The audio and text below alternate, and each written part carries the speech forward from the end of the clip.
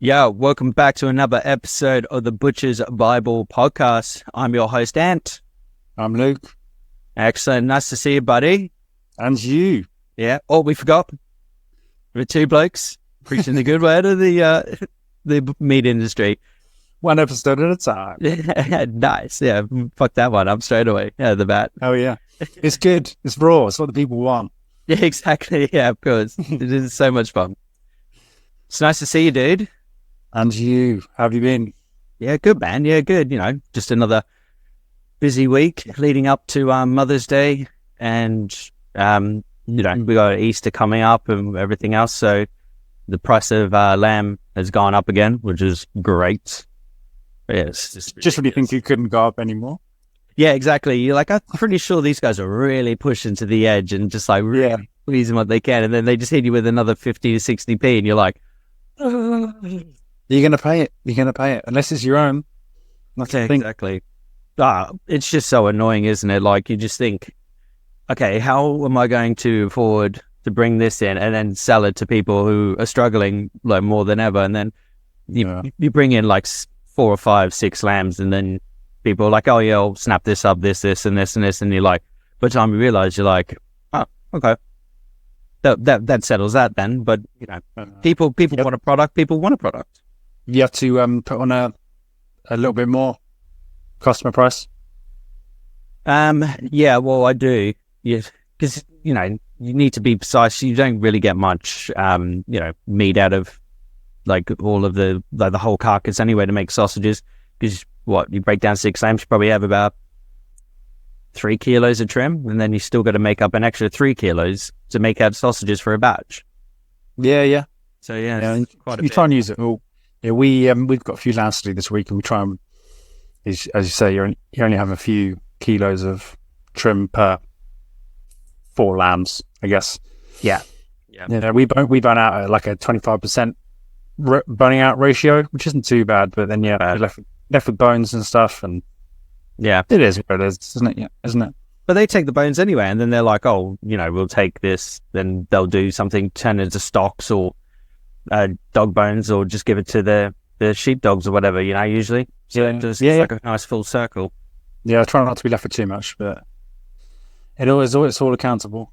It also depends how fatty the lamb is, because also when, like, where the lamb is, and you got like the kidneys, you take those bits out, and then there's like 800 grams there. So you're like, okay, that makes up the 3 kilos I need anyway. Yeah. Well, you get like a good centimeter on the back fat, and you think, oh Christ, what these people been feeding them? Yeah, exactly. This one hasn't walked anywhere in the pastures at all. It's just sat there and just laid on the ground, chewing away, isn't it?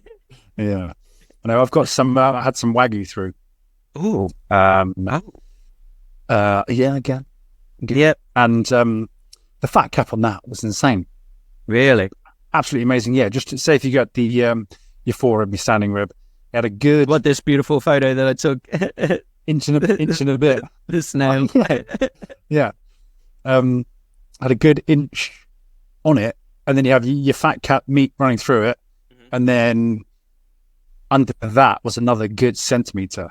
Wow. You're just ripping it apart because all the. Was it all buttery on your fingers and everything? Yeah. So good. Yeah. I thought I'd try and grease the rest of the block down so it doesn't split or anything like that. You know, You got to protect that wood. yeah. It was brilliant. Yeah, the fat, it was brilliant. But you know, sometimes we get them in and they're spot on, and then sometimes they're a little bit chunky. But you know, they have all the fat back. Everything we trim off, they send it off to chefs and they render it down. And Oh, good. I've got someone as well who they have the fat from their beef for like skincare products, which is pretty cool. Yeah, exactly. Yeah. They also, like, do you know what? Because you got a Victorinox rosewood, haven't you? Like, because that has no grip on it, and it's just like it's so smooth. Like, your hands get all buttery and soft because obviously I got the same knife. But when you like when you're breaking down pork and you got like about that much back fat on there as well, and that stuff just like, you know, you're grabbing it and your knife is slipping, and you're like, oh, I better be careful, like running this knife through the ribs and everything. Yeah. But that Wagyu, pretty slick. Yeah, even if you wear gloves as well, like nylon gloves, whatever, you can feel the grip just slipping away, haven't you? Yeah. You got to be so careful dealing with that stuff. No, but it's great stuff. You know, I haven't. I've been meaning to buy some from them, even just a few steaks, and yeah, it just looks so good. You can't just like be a bit cheeky and just take like a little sliver off. No, everything's quantifiable for us. You know, they get the whole. We get the whole way in, and then they get a form of everything they get back, including bones and waste. You know, so it all adds up. It all adds up, yeah. But who's going to sit there and like take the time and go, man, this is 8 ounces out. That Luke's been taking the meeting and shaking that piss angrily. Yeah, a little waff of thin steak won't hurt anybody, will it? No, not when the fat ratio is 60-40. Yeah, but it was all fat. It was all fat. You don't need that. I use that for my own skin, baby. Yeah. How was your weekend? Time off? Yeah, so I took the Sunday off. Wife's birthday was on the Friday, so we did. I cooked her a nice 3-course meal. Nice. Happy birthday, Miss Anne. Yeah, of course. Yeah, she's 21 again. No woman ages over 18, do they? So. Oh yeah. Yeah, so that was really good, and then took the Sunday off. Just shut the shop. It was, it's Sunday, and then we roamed around in one of the historical towns and did a bit of shopping and took the baby around, and it was great. It was just a good day out. It was nice and sunny here in Dorset as well, besides bloody rain. You know how it is. It's just non-stop. Yeah, it's been awful here. It's been absolutely mental. Today was the first sort of real, you're driving along and you're like, spring is here, as opposed to just navigating torrential rain and floods. Yeah. And potholes in the floods. Which is fucking great. Yeah. It's just mental. You get your own personal swimming pool in the middle of a bloody road. Yeah, it's like that where I live. Right behind where I park my car is it's pretty much a lake. Yeah. So I've got the jet skis out, baby. Let's go. That's good. It is what it is. It's going to change. It's going to get warmer. Can't wait. Yeah, hopefully soon. Because over in Australia right now they've hit like the 3rd hottest summer on record so far, and while we're on the other end and we're drowning, it's like it's complete opposites. It's mental, isn't it? Yeah. But it is, yeah. It is. But too bad. How was yours? It was all right, actually. Naturally, I don't work weekends now because I'm a man of leisure. Yeah, of course, you bastard. You jammy bastard. Just chilling out, really. My girlfriend's well into her gardening, so we were in the garden doing some prep work of that in between the showers, and seeds, all that sort of thing. The beginning of the bedding season in the planting world, isn't it? Yeah, all the flowers and stuff that she's growing, and all the veg that she's gonna get totally overwhelmed with, same as every year. Plants way too much. So that's realistically, controllable, Yeah. But she absolutely loves it. She wouldn't have it any other way, Yeah. And then Sunday, I got my daughter from her mum's. Lovely. And went for a walk. Come out with my sister. Went for a walk in the sun. Went to the park. Took the dog out. Just kind of just dust about. Really, there's no real, no real agenda. It's just one of them things where you go with the flow. Which isn't very often at the moment. Yeah, that's good. It's quality time with the little one. It's always good. And then you got to help the other half with maintaining their whole garden. I don't. I'm literally becoming her employee this summer. I guarantee it. I'm going to start charging you by the hour on this stuff, and she's just like, you would do it for free. Yeah, she's like, I'll pay you with the food that we grow. Yeah, in like 6 to 4 months. I can't photosynthesize from here on.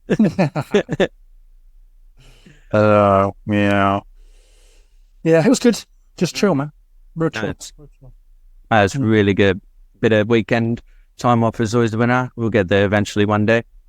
But yeah. Now, before we kick off this episode, just a bit of admin. The Jared Standing episode that we did, the amount of love. Mental health reach rounds. Yep, Thursdays, yeah. That one with all the love was really good. Everyone who, messaged us privately and just, gave us a lot of love and support, lots of texts, fair few calls as well. It's really nice to see the community coming together. and trying to do the best that they can, in a very shit situation, Yeah, it was appreciated. We didn't do it for us. We just did it for everyone, really. Just to let people know that you're not on your own. Yeah, exactly right. And like we said, like a handful of times now, our inboxes and phone calls and everything, we're open to it. If you want to have a chat. But yeah, it's been very positive the whole way through, which is great. It's good to see the community coming together. Yeah, it's good. Excuse me. Fucking animal. I literally just ate, I don't know, probably like a kilo of pasta before we started doing this. It's like, it was so good. Yeah. I mean, but anyway, carry on. Now I'm stuck on pasta. I love pasta. Oh, yeah. Yeah, so bit of sad news on my end. Craft Meats is shutting. And yeah, so it's a bit hard. Had to make the executive decision to bring it to a close. Many, many reasons, but the bigger one is, if anyone who doesn't know, my daughter has been diagnosed with a heart condition. So with her heart condition, there's two valves.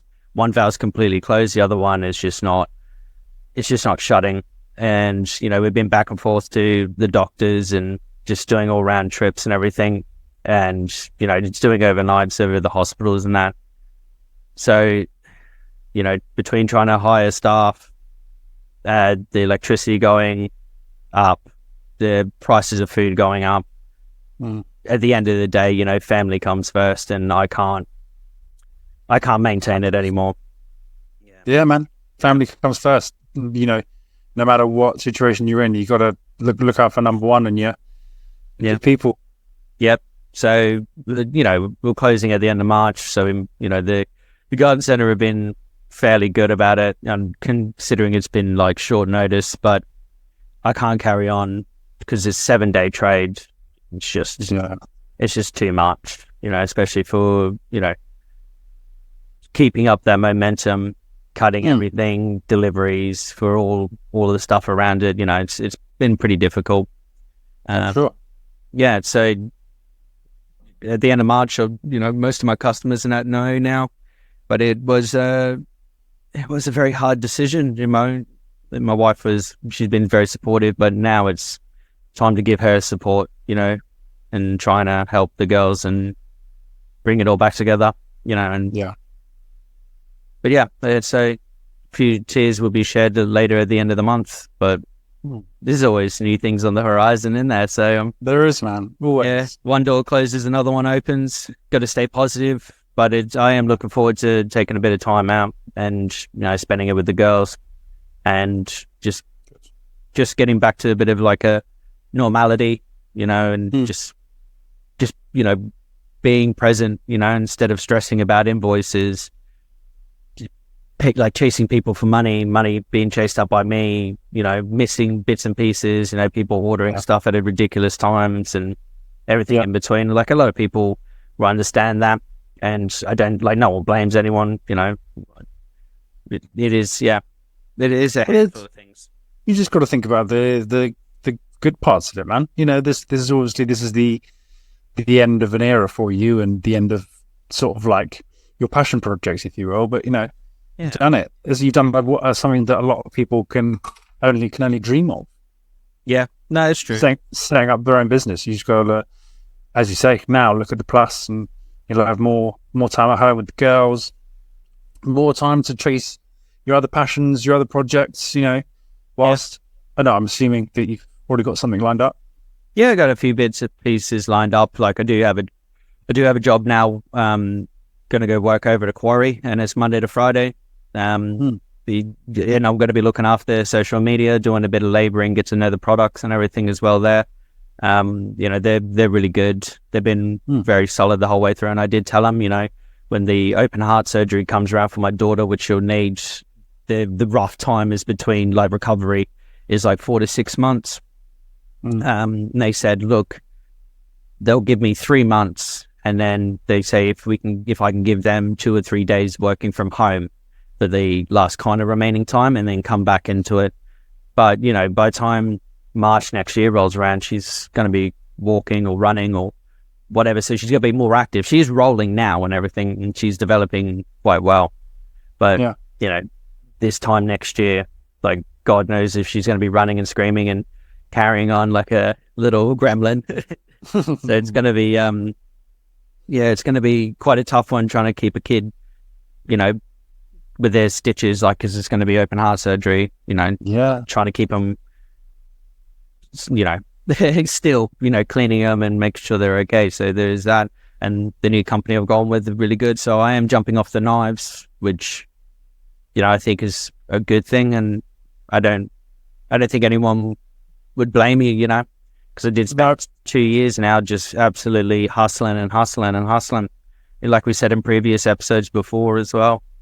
You know, I did 91 days straight, you know, and then another 52 or something silly, you know, and, you know, hosting all the barbecue events and, you know, all the masterclasses in between, and all the catering as well, and being present at the shop and whatnot. So, like, no one's, and everyone's sad, but also it's not sustainable, you know. Well, that's it, mate. You know, if you feel it's your time to put that worry aside, carrying a business, you know, and you just need to get that paycheck, and the focus needs to be at home, 100%. Yeah, and also what I'm really fired up about as well is public holidays off, bank holidays, a steady paycheck. You know, like I don't have to stress every month and going, okay, I can pay myself just enough for the mortgage and little bits and pieces, like, you know. So I'm very excited for that, you know, and it's also Monday to Friday. Oh. Boom, get some normality back. I've never ever had a Monday to Friday job ever, you know. Welcome. I know, I can't wait, you know. And so between you and I as well, and we've got some pretty big things lined up for the future content to come up, haven't we? Yeah, we do. No, we won't say anything yet, but I'm excited. There's some good things on the horizon. We're all very, very positive. Yeah. From possible something or others. I'm not going to give too much away. There'll be little details hidden here and there. You know? Yeah. We'll you know, we won't slip up too much, but there is some really good stuff coming ahead. Yeah. But yeah, that's the sad news. Hey, man, silver linings. You've got to find it somewhere. Yeah, definitely. 100%.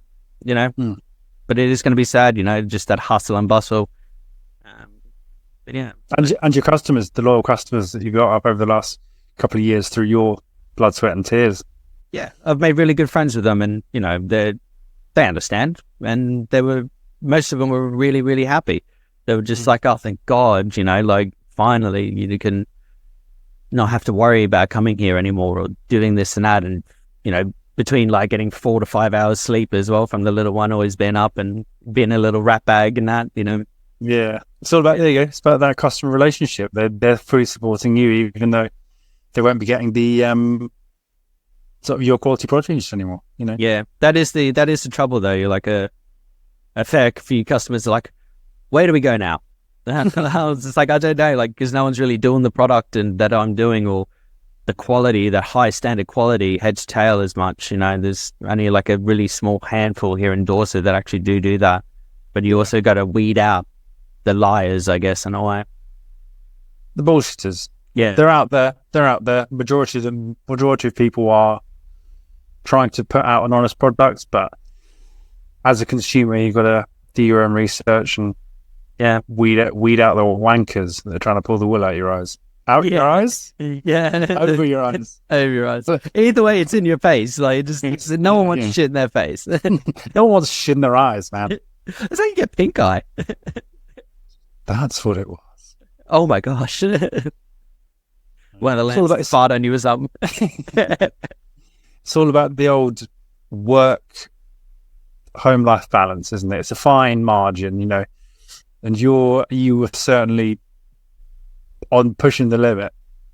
Yeah, it was just all work and no play. And if I was lucky to get a day off, I'm just so not present, you know. And I need to find that balance again, you know. And it's the same with everyone else, you know. Like, there is, you know, we are stuck in tough times throughout the world, and it's definitely trying to find that work-life balance, what suits you. And even if that means stepping off of a role or a position or doing what I've had to do, it is a big chore. Like, it is a big task. And then you think about it and then to step back, and I've kind of stepping back now.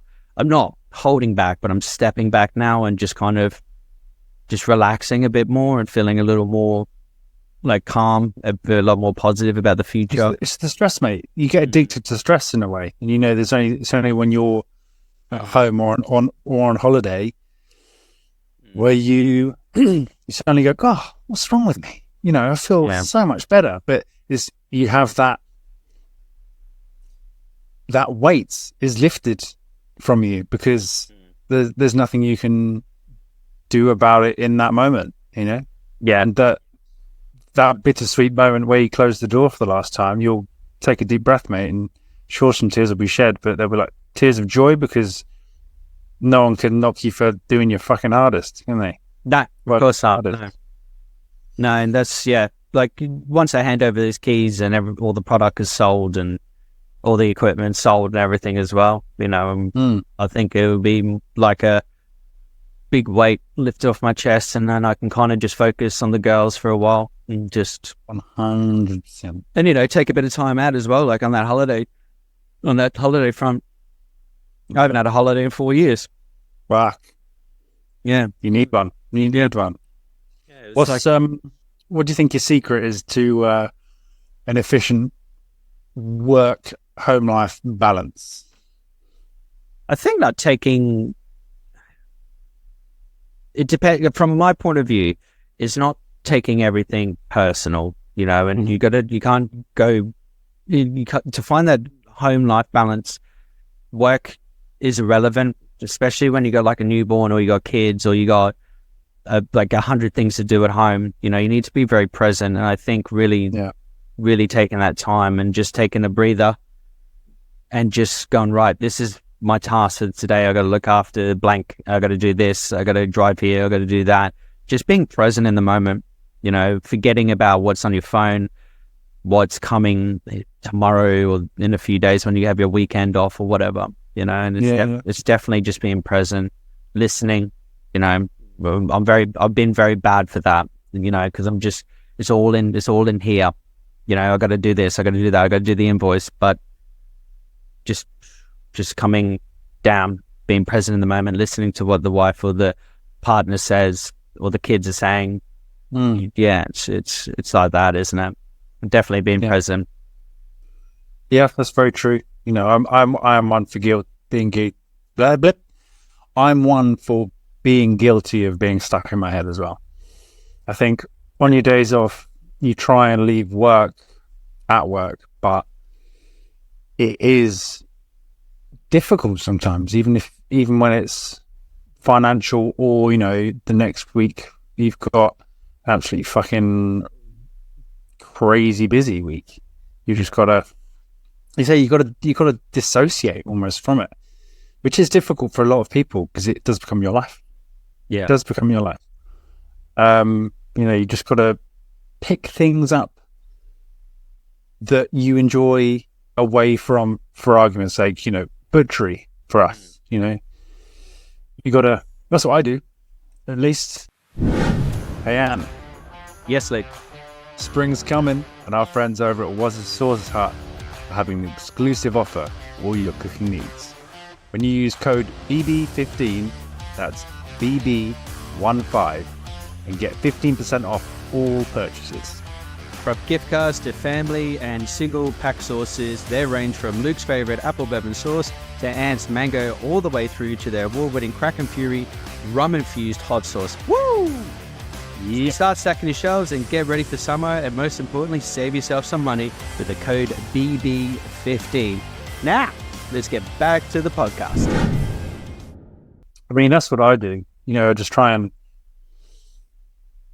get engaged outside of work in something that's completely different to that. I'm not sure what do you do? Do you have anything that you do outside of work which you enjoy doing? Yeah, there's a handful, like especially doing this. You know, this has been great. This has been taking my mind off it at all. It's been keeping me busy, you know, and especially bringing the content to, I said, like, you know, and just being engaged in the butchery world outside of it, and then especially taking a step back. It's really good. But, you know, I like doing like beach walks because like 10 minutes down the road, mate, like we go straight down to the beach and then we go straight and go walking. I love getting an ice cream on a cold winter's day as well. Nice. You know, and I like, you know, I like hanging out with the girls now, especially like as a whole family, doing that family thing. It's really nice, you know. And it's hard work, don't get me wrong, but what's life without a bit of struggle in it? It's just been great.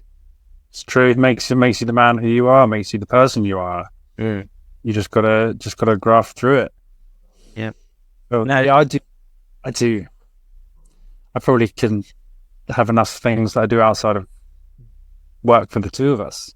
You're the fucking busiest bloke outside of like. I can't keep still. You know, Is that I'm sure ADHD? people, it is. It really is. If I sit still, I feel guilty for taking time to myself. I have to be busy. I have to have that time pressure, that urgency to do stuff. You know, if there's no urgency with anything, I don't get that dopamine rush, dude. Yeah, of course. It's all about getting that rush, isn't it? Yeah, it is. You know, so I do my lino prints on the Fake Duck collection. Yeah, shout out. I love my house plants. They keep me centered. They keep me sort of in the moment, if it were. You know, like you were saying earlier, you know, seeing something thrive under your sort of care. Yes, I have a daughter. I know that. Yeah, of course. But she is a plant in a different way. yeah. You just got to feed this, it won't grow. Yeah, correct. I'm looking around now. I've got a huge amount of house plants. Probably too many for one person to take on, but it keeps me. You know, I'm looking at them every day, and that takes me away from butchery. It keeps me kind of present and expectant, because what if they'll grow even bigger next week or the week after that? Are you measuring them? Like you just like, okay, this one's got a centimeter. But not that bad yet. No, but if you obviously if you're tending to your plants every day, you can see little differences, you know, and it's just good fun. I fucking love a dog walk as well. Love a dog walk. That's the whole reason why I got the dog, is just for a friend who can keep up with me on a good old stomp up a hill in the woods or whatever. Yeah, nice. You got a Doberman, haven't you? I do, yeah. Yeah, she's very beautiful. She's great, fucking great. You know, she's just on the floor, asleep next to me now, and she's been my rock for the last 4 years. You know, you've been through shit times, and it's just a crazy little thing, isn't it? Pets are weird. Pets are really weird. Yeah, it's like I'm looking at her now. She's looking at me. It's like some strange hairy beast that I brought into my world, who lives rent-free, may I add, in my but would love you unconditionally. That's the thing, you know. As soon as you stand up and go do something, they're like, where are we going? What are we doing? You know, they're just this big love sponge, aren't they? And they're just like, they just love you so much. It's like no love that you'll ever see from anyone else. It's just incredible. I know. It is unconditional, isn't it? Yeah. It is crazy. Yeah. I do a bunch of other things. I paint. I've got a Tia into painting, my daughter, and she's great. She absolutely fucking loves it. You know, she loves going to Hobbycraft or any other craft shop available. So you remember a while back, a few weeks, when I said, we don't have a Hobbycraft down here, and you were like, I like go always like, yeah. I found one. Nice. I found one. Yeah. So it's about 25 minutes away from where I live. And there's one somewhere. Yeah, there is. Yeah, I didn't realize, like, it was just mental because I drove past it doing a delivery, and it's like big Hobbycraft there, and I was just like driving like, I gotta tell you. Yeah, I got to see what all the fuss is about. Yeah, right. I didn't go in because I was like, all right, I was just still had like a handful of deliveries to still do, and I was like, I'll keep that in mind just in case I want to get creative or something. Yeah, yeah. It is good fun, and getting that divide between work and home is just a big thing. I'm one for sometimes catching myself emailing or texting people about work late into the evening. You're cooking dinner at whatever time, and you just catch yourself doing it. You're like, what the fuck am I doing? Yeah. This person isn't going to text me back, and they will wait until the morning. Nothing is urgent now. It's just a question, and it's just being aware. You just got to be aware of your work home, and it comes to being present. It comes to being present in the moment with your home life. It's completely different, Yeah. It's just being aware of those things that are happening at home and not getting too caught up in your head about work or someone's ill or whatever else. Like work, money will return. Time never will. Yeah. That's the way I got to realize it now. Very, very, very true. That's a very good thing to say, actually. Yeah. And that's the way I've been looking at it now. And it's just, you'll never get those moments back. You'll never be able to get any of the time back. You'll never be able to do those things because you're bloody working. You're working for someone else. You're worried. You're chasing that money. And at the end of the day, you go home to people that love you. Mm-hmm. And that is time well spent. And everyone will agree, but the money will return. Just don't be a dickhead and not go, I'm not going to work today. But we should really stop glamorizing. I think I've said this in a previous pod, but we should really stop glamorizing overworking. Yeah. Even showing off how much you've worked. Yes, there's times like you're opening the shop. And for me, it was like the Christmas graft, I think I mentioned. But it shouldn't be a badge of honor to work so much you miss home life, or you miss moments of home life. Yeah. And we really you should be focusing on your home life should be the priority when actually most people put work as the priority because yes, you get paid and that makes the world go round. Yeah. And what you're going to get money, you're going to get money to pay for stuff with your limited hours with your family on the weekend, just living for the weekend, when actually you should be looking forward to getting home early, as early as you can. Yeah. During the week. Clean as you go. And do this and that. And as soon as that 4 o'clock, 5 o'clock, 3 o'clock, whatever rolls around, make sure everything's tidy, cashed up, you're set for tomorrow. If there's something that needs breaking down, it can fucking wait. Get home, hug your kids, kiss your wife, pinch her bum, do whatever, Yeah. Get a bit of time back. And even if you don't have that, even if you're on your own, dedicate some time to get to know yourself. 100%. Yeah. The old self-love. Go see live music. Go do some crafting. Walk around a craft shop. Yeah. Work with your hands. Do something that engages your brain that you enjoy. Yeah. You just got to find what you enjoy. No one can tell you what you personally like. You've got to go out and find that yourself. Yeah, definitely. Which is what I've tried to do. And I love live music. It's just a shame it's getting so expensive now. But that's for a good reason, though. The artists have suffered over COVID. They're trying to get back their time, because artists are pretty social people, almost to a degree. Some are and some are, but to a degree, you don't perform music. You make music for people so you can hear people, see people, feel the energy, and pass this message on that you've got, and that's why a lot of people get into the music industry, as much as us as butchers as well, us who are, customer facing, we go there because we thrive off of seeing and hearing people and being connected with the crowd. Yeah, it's true. Make music yourself. Get a guitar, learn to play the guitar. Yeah. Learn to fucking knit. Do something. Yeah, exactly. Yeah. It just pulls you out of that work mentality. Yeah. And then enjoy your own company. Have a podcast. Luke and I will feature on it for you. I would be seeing in the dark if it wasn't for this right now. Yeah, exactly. Yeah. Shout out to his sponsors. Yeah. It's just find what you enjoy, and that will pull you out of, your that funk, that work pull. People.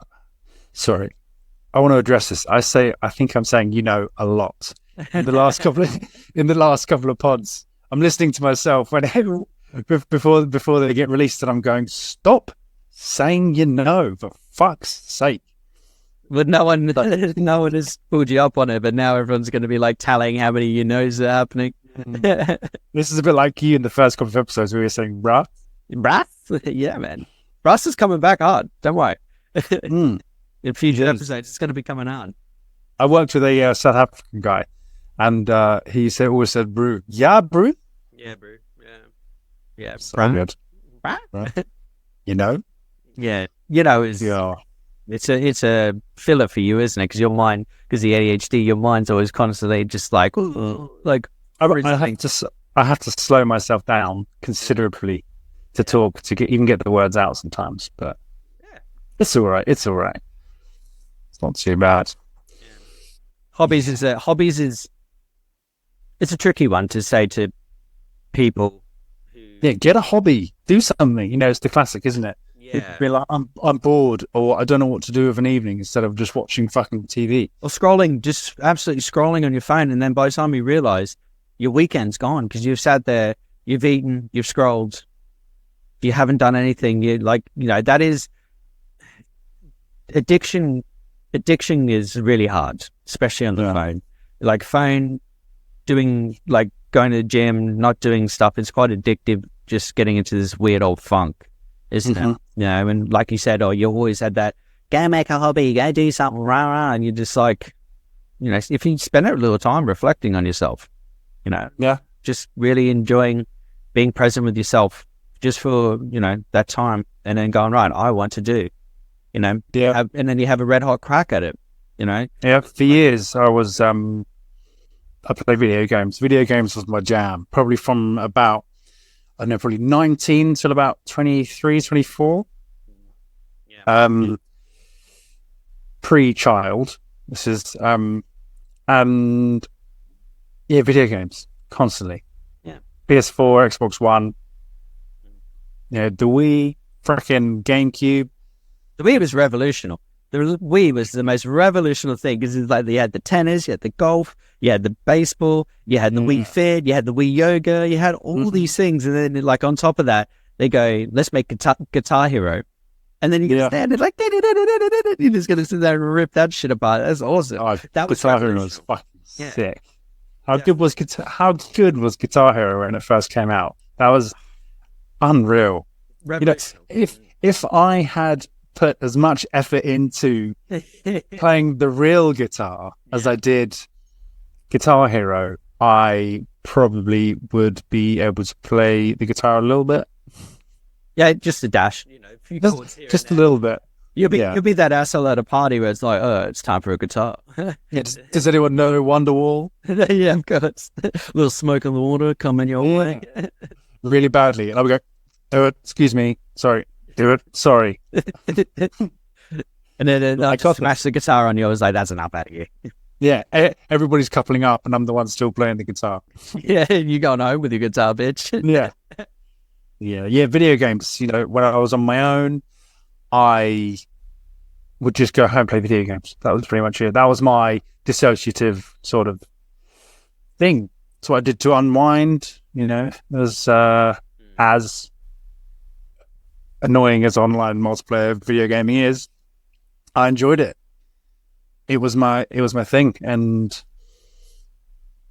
I think I got to a point when my daughter was probably about 6 months, and I kind of stopped playing, and that was it. I haven't gone back to it.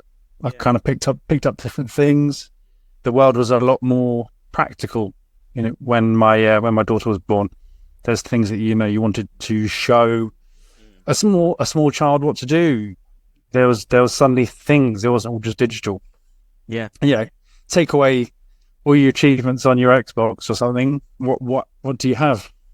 You got nothing. It's all digital. Nothing. It can be thrown out by one clean sweep. It doesn't really mean a great deal. Like, I know there's probably burning on like some gamers, Right. people who really do it for a job, So many YouTubers are on there doing that. That's the thing. If you're doing it for a job, that's different. But recreationally, you see, if you'd have said that 6-7 years ago to me, I'd have ripped your headphones off your head and shouted in your ear. Are you really that competitive, were you? No, I was. Yeah, it was just. It's one of those things. If I didn't get to play at least a little bit each day, you'd be in a bad mood. There are people who can't go to the gym. I started going to the gym as well, and the other days, if you can go to the gym, you'd be PO'd, be mega pissed because it's part of the day. It's part of your routine. Yeah, and just finding time to do stuff. I found I had more time to do things when I wasn't playing video games or dedicating several hours of going to the gym, or overworking, pulling hours that wouldn't have had a thank you from anyone. It's just my own sort of work ethic and drive to show off what I can do, and no one's it. If you're working for someone, they rarely say thank you. True. Unless it's a very small company, it won't be seen by your higher ups, your co-workers, sure. See, I've worked for some small butchery companies, and you wouldn't get anything out of them. You wouldn't really get, cheers for that, or whatever else. I've been there, done that, and then it was like time to open up your own shop. Yeah. And I think I haven't done that self-gratitude of saying thank you for me. Well done to yourself. Pat yourself on the back, mate. Yeah. A lot of people don't get the recognition they deserve. 100%. There's a lot of us and other people in many trades who are just being underpaid, underappreciated, deserve a lot more, but then they just don't see the big picture in their head. This is the way it is, and then you go home and you're like, ugh. And then what do? I'll eat dinner, I'll scroll on my phone, or I'll play some PlayStation or something. It's wash, rinse, repeat, and then you get into that vicious cycle, and then eventually it takes a good person to snap. Or it does. It really does. A person is one bad day from ending up in prison. That's like, it's just, you could just snap and just lose your mind and really do something. There's something about snapping. It's being overworked, making mistakes, then you could crash a vehicle to work, or a piece of machinery, cut yourself, as well, like Chris Stevens did, Meathead. He just wasn't focusing, and he completely fucked himself up. And now he's on light duties. Yeah, that was pretty hardcore, that cut, wasn't it? I've had my fair share of career-defining cuts. So you think, this could be it. I might not do this anymore. And that's when your priorities get put into perspective. Yeah. And then you realize the company's true colours when a person is hurt. And then you realize, people are like, are you still coming to work? I'm just like, I can barely lift my hand or do this and that, or, I'm still, I got a bit of PTSD or whatever. And, and then it probably does take to that point where people kind of realize and go, not treated really that well, deserve a lot more. But it's just one of those things. You got to do a bit of self-reflecting, like we said a bit earlier. And just self-love. Self-love. You got to self-love. Love yourself. You got to love yourself, baby. Crack that beer. Have that extra donut. Exactly. Lift that extra weight. Do whatever. Life is too short. Enjoy it. Yeah. Money will return. Time will never will. You can always earn more money. You can't earn more time back. Exactly. No, exactly. It's ridiculous. Yeah. Do you have any hobbies when you were younger, prior to butchery? What was your jam? What was your thing? Rugby league, rugby union, football, cricket, netball.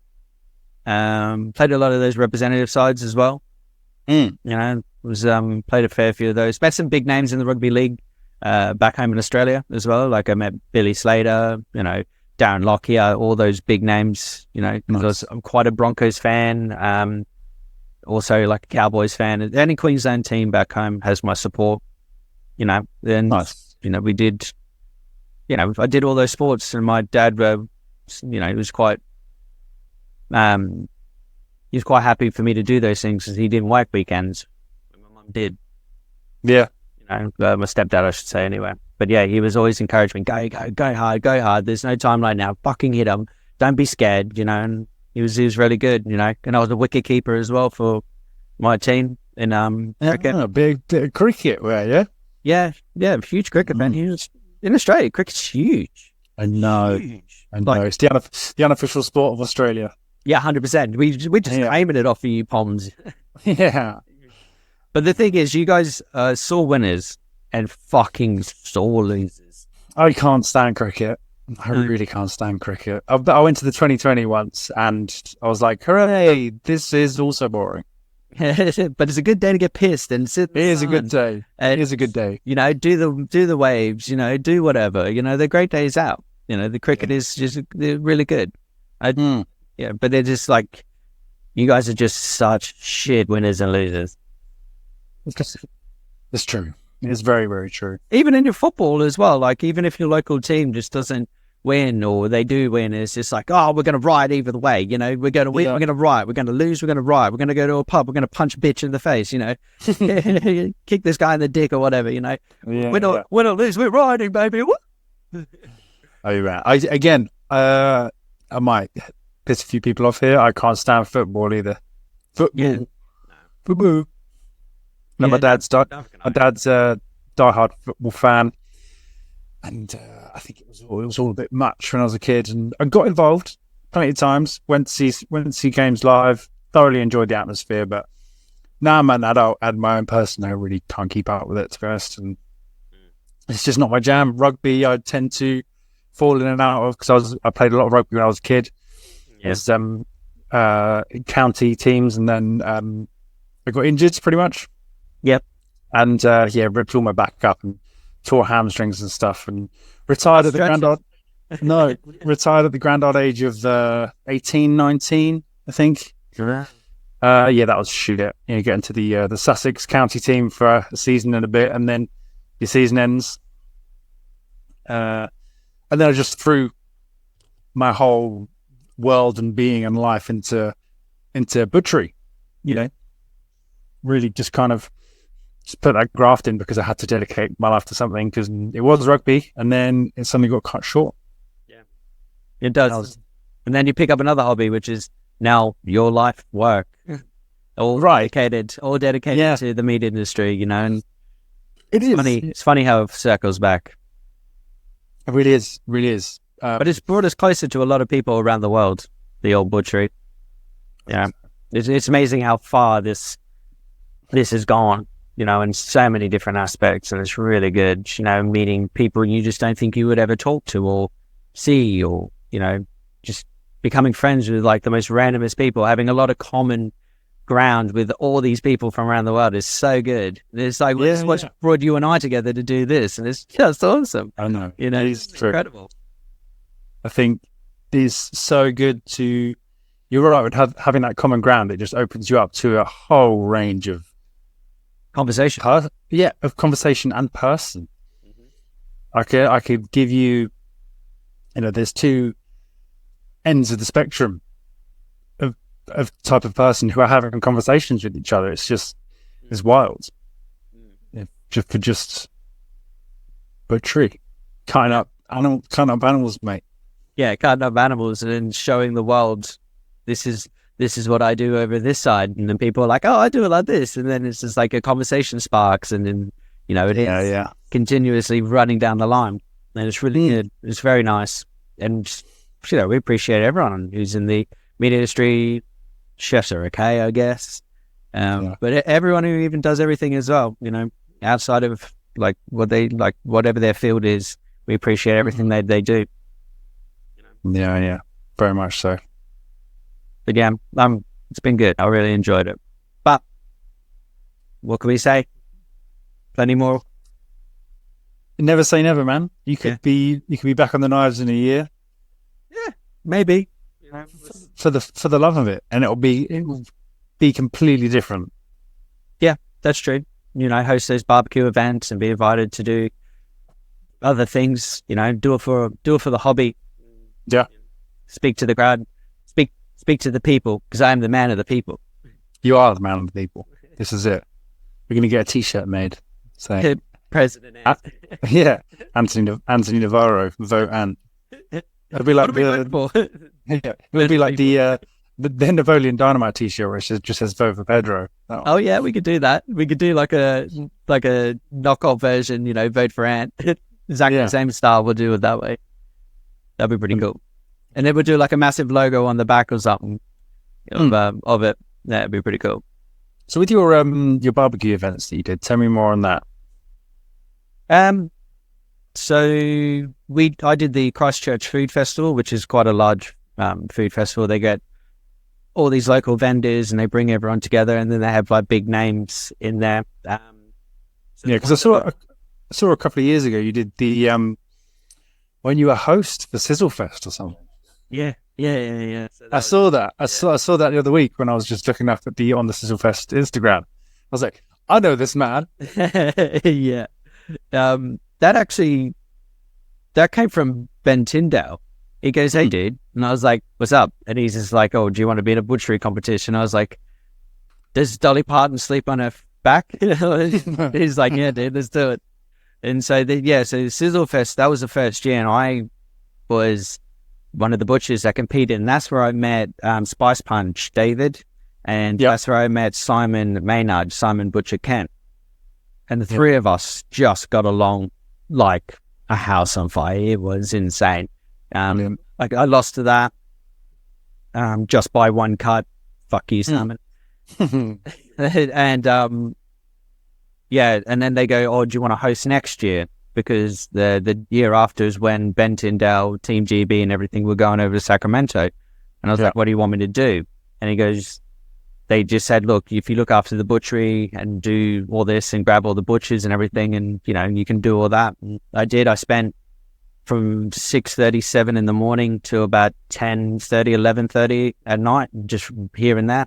You know, Dave Corbett, you know, will tell you as well, you know, DC. He was just like, every time I kept looking at one stage, Ant's over there. And then when I wasn't looking again, he was over here or was over there. So that was a really good day out. It was really nice as well. We had some really big names in the barbecue world who was there. Brilliant. You know, Genevieve Eats was there. She's awesome. I really do love her. She's very, very smart, very influential in that way. You know, you should really check her out. She's really good. Really good. I will. But yeah, we just had so like for the Butcher Wars as well, I had like Ryan Teeney and Carl Hartington and Doug Denzel as well. Those three boys went head to head through two Scottish, Doug's half Scottish, so 2.5 Scottish blokes all going head to head, and that was really good. There's a program there somewhere. Yeah, of course. Yeah, but it was really good. I had some there was so many butchers there as well. And it was really nice to see, because you got to speak and talk to, like all the years of us speaking and talking to everyone. It was really good because you get to meet these people in person, and they're just how they are online. You know, everyone's like that, and it's just fantastic. So all of us got together. I think there's like 40 something of us, maybe 50 of us. It was just a great day out. And then, and then I did the food in Christchurch Food Festival. That one was really good. Thousands and thousands of people were there. Wow. Thousands. And I talked about lamb for I was supposed to have a half an hour set. I think I went for an hour and 20. Of course you did. I just spoke about lamb, and I just because they're like, oh, you know, they wanted to do like a lamb saddle, like in the Gosney rock box that they had that they were showcasing with Tom Gosney there. And I was there with them, and I was with Andrew Dickens as well, who's a really good friend. He hosted the first Sizzle Fest.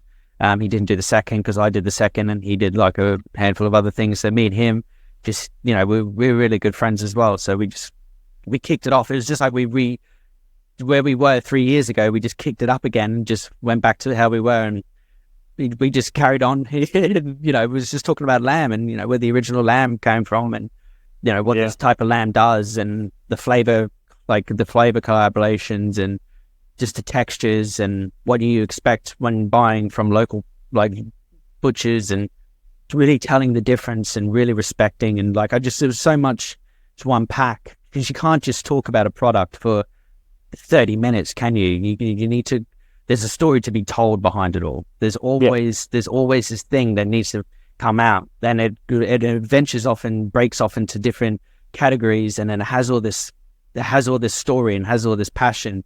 And when you're talking about something you really love and enjoy, it comes out in that way. But the whole crowd, we went from like the tent being full and like no one on the outside to nearly hundreds of people on the outside of the actual tent, just cramming in slowly and slowly and slowly and slowly.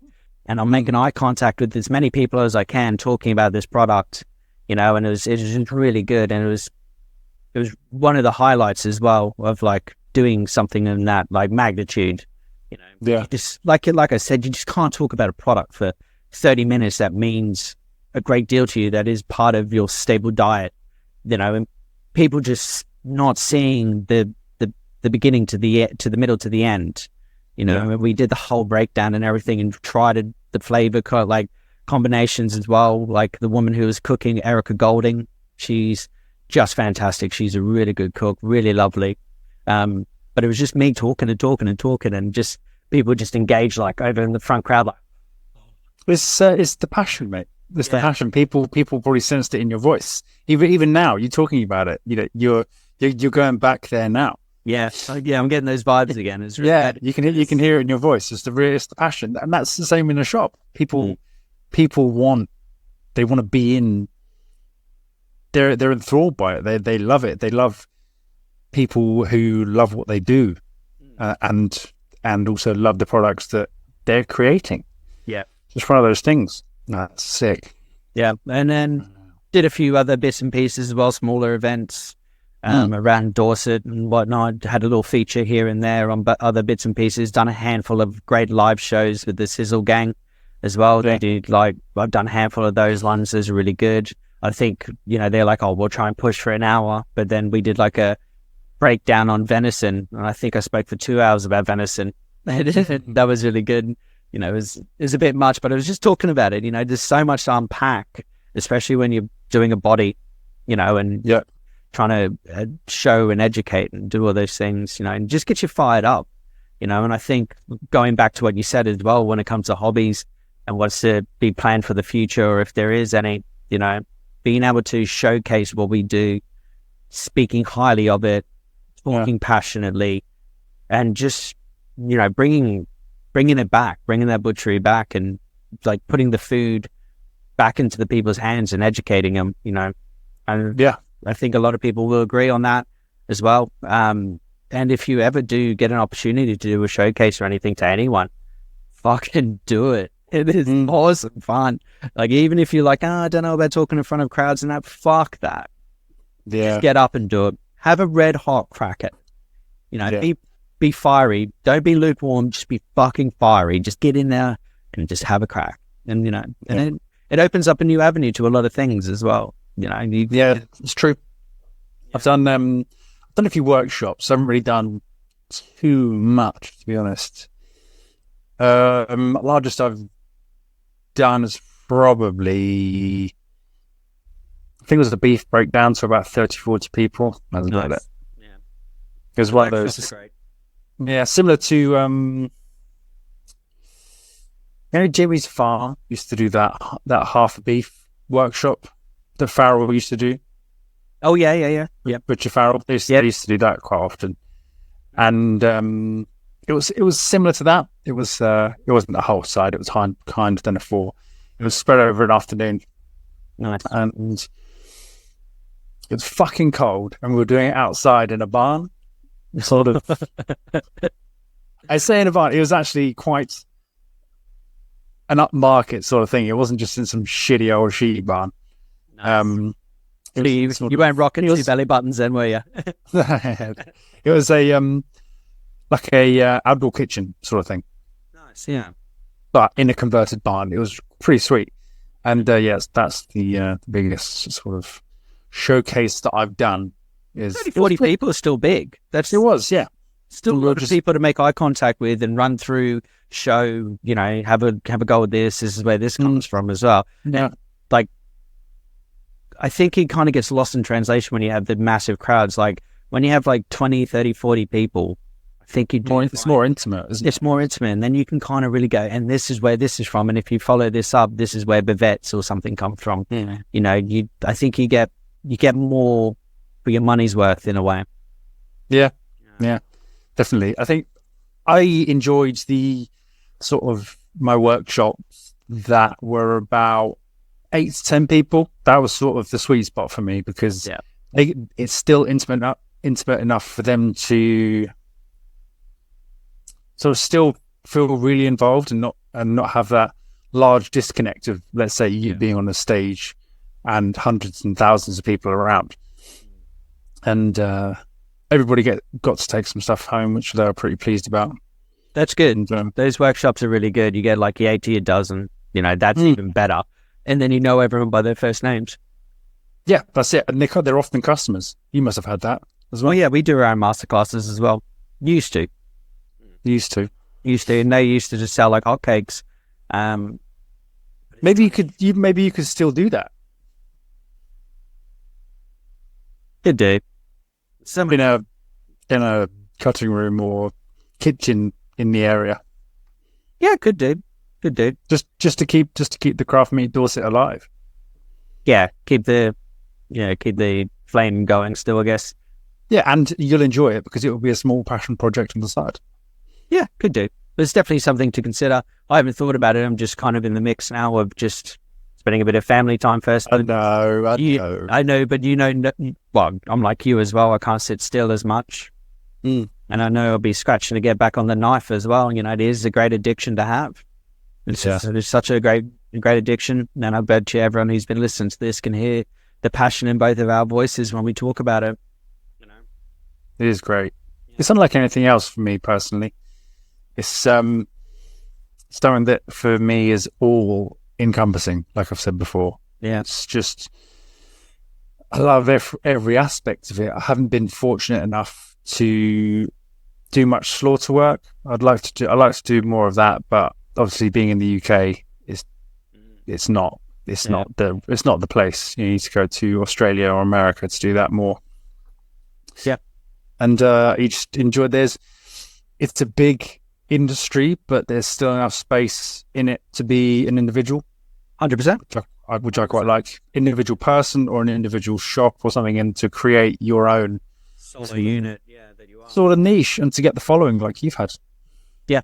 It's been good. It's been quite a slog and a grind, but I just love that grind. I love that passion and love that push. You know, if you're doing an honest product and you have 600 followers, it's better than being an artificial person and having 600,000 followers. You know, it just there's that balance. Right. You know? Right. The thing is, Instagram's one thing, but real life customers. If you only have 600 followers on Instagram, if 600 people come up to you or come to your shop weekly and say that they thoroughly enjoy what you do and they're going to buy from you, or they're going to follow you, let's say, I'd be fucking gassed. I'd be smiling from ear to ear, you know. Yeah.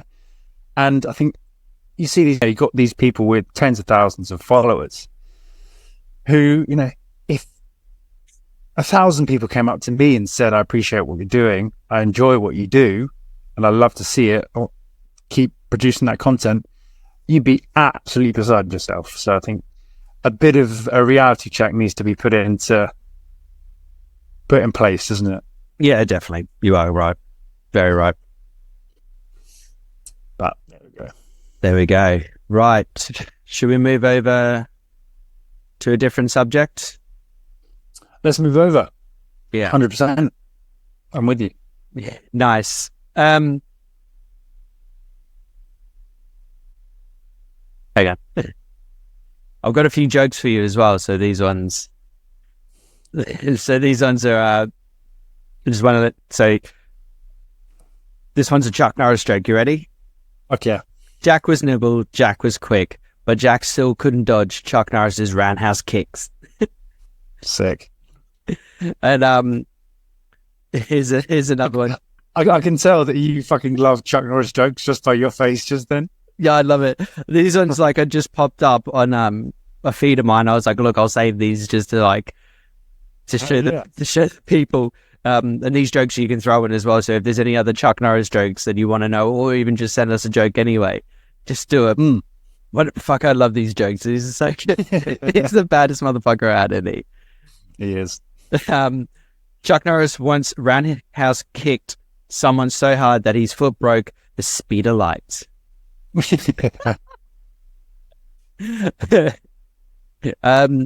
In the beginning, there was nothing. Then Chuck Norris roundhouse kicked nothing and told it to get a job. Nice. It's awesome. So there's a few Chuck Norris jokes to get in the ranches. Those are fucking hilarious. I do appreciate Chuck Norris as well. You know, he's the baddest. He's a bad man. Did you ever have those, what was it like, those butchery sayings where a customer would come in and they would be like, do you have lamb legs? And you'd say, no, it's just the way I stand. Or it's just... Those play on word ones, yeah, they're great. Yeah. Do you have chicken feet? No, it's just the way I stand. It's just the way I stand, yeah. Or some of them are brilliant. Some of them are pretty good. But then the other one I kind of don't get as well when people come into my shop and they're like, just having a butcher's. Oh, yeah. That's the classic, isn't it? When you go in there and have a butcher's, you're like, ha, ha, ha, ha. And I'm just like, am I the butcher? You the butcher? What am I butchering? What are we doing? Just go into the fridge and wail on some forequarter for 5 seconds and come out and go, oh, yeah. Broken wrist. Like, I'm ready to serve. Yeah. That's not the first time I've heard that today. Yeah, of course. There's a couple of other ones. You got, do you have an oxtail? You say, no, it's a myth, madam. Yeah, it's a myth. Jesus Christ. Or, do you have a cape on? Do I look like Superman? Yeah. They're brilliant. People are going to use these now. These are ridiculous.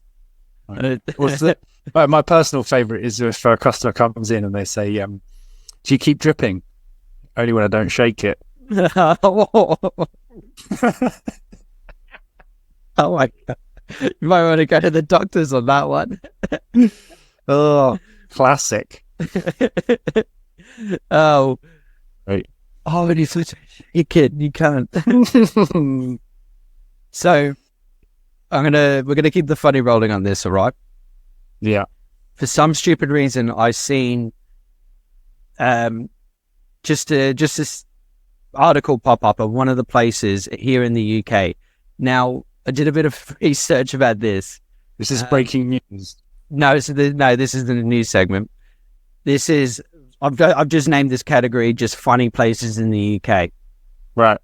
So then these are for everyone as well. So if you see something that's, you know, in this like line of or whatever, you know, it's good to go. Yeah. So one of the places is called Cockermouth in Cambridge. And then there's one in Cornwall called Cox. Brilliant. And Scratch Ass Ware in Dorset here. Love that. Scratch Ass. And then this one's quite funny. Shittington. Shittington. Shitterton. Yeah. And then we've got, that's in Dorset as well. This one is in Yorkshire. This is Wet Wang. Wet Wang. Wet Wang. That's my favourite. No, this is my favourite. This one's really good. This one's in Essex. The last one, I'm going to leave the rest to everyone to tag us in or send it through or whatever. But Fingering Hoe. Oh my God. Fingering. Very, very good. Very good. That is awesome. Wouldn't want to live there. Is that where all the hoes at? Is that where you're fingering? Where the hoes at? Yeah. Oh, well. Where you at? Fingering hoes? Oh. Yeah. Okay. Yeah. Okay. TMI. What are you doing on the weekend? What are you doing on the weekend? Like just fingering hoes? Go and fingering hoes. I can't believe it. God, I don't want to turn it into some misogynistic podcast. No, exactly. No, but they're just funny names, and those names have been around for fucking decades, maybe centuries. Who knows? Cockermouth. That's a classic. I've heard that before. Yeah, in Cumbrian. Is that it? I don't know. Cumbrian? Cumbrian? Yeah, that one's there. Shout out. Fucking shout out to your Cockermouth. Cockermouthians? Your mother's a Cockermouthian. Oh. She is actually. Her whole family is. Yeah, our family is. Yeah. They're being cockers. Brilliant. Absolutely brilliant. Ooh, punch my mic. And this has been a brilliant episode. Yeah, I've enjoyed this. This has been great. Covered a bunch of topics and talk passionately about a few things as well. That means a lot to us. Like it. You know, there's a lot to the people, I'm sure, just to hear our voices. Yeah. Then, kicking it to you guys every Monday to crush those Monday blues, There's nothing worse than waking up on a Monday and going, fuck. But then, Butcher's Bible Podcast is out every Monday. Get you through it. We got you covered. We got you covered, yeah. And it's nice to get the news of the shop off my chest as well and tell the crowd. Yeah, man. Yeah, I'm sure a lot of people will be gutted to hear that, but it's for the best, 100%. Look out for number one. Definitely family first, as everyone has said, and no one can be mad at you. And we're all here for you. Definitely. It's not something like you close the butcher shop and you cut off from the community, is it? No, exactly. Once a butcher, always a butcher, as they say, unless you're right. A cunt. Yeah. And then you get to go into shops and say, I used to be a butcher. People go, oh, and people go, oh, fucking hell, here he comes. Another one. Yeah, here we go. And it's like, I also host a butchery podcast. And then they'll be like, oh, okay. It's serious now. Yeah. But I could be that old boy now, aren't I? They'd be like, hands behind my back, strolling through. Just looking, thank you. I used to be a butcher. And you go, this fucking dickhead. Yeah. Yeah. But no, it's been good. I really love this episode, and I hope everyone else did as well. Yeah, me too. Yeah. I hope everyone has a lovely Monday. Luke, been a pleasure. I love you. And you, mate. Love you too. I'll speak to you all next week. Yeah. Have a good one, everyone. Bye. Peace.